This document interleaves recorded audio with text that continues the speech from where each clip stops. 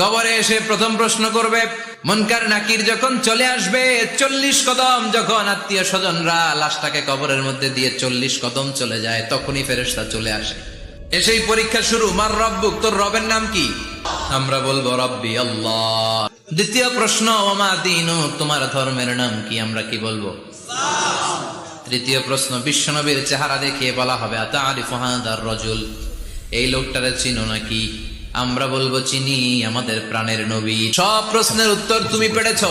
ফায়ুফসাহু লাহু কবরুহু 70 যিরান, আপনার কবরটারে 70 হাত লম্বা করে দেয়া হবে। ওয়ায়ুফতাহু লাহু বাবুন ইলাল জান্নাহ, আপনার কবর থেকে জান্নাতের দিকে দরজা খুলে দেয়া হবে। ওয়ায়ুলবাসু মিন লিবাসি আহলিল জান্নাহ, জান্নাতের 2টা রেশমি কাপড়ের পোশাক এনে আপনারে পরিয়ে দেয়া হবে। আর বলা হবে, নাম কানাউমিল আরুস, ঘুমাও। তোমাকে লম্বা সময় পাড়ে দিতে হবে, ঘুমাও। কানাউমিল আরুস, যেমনি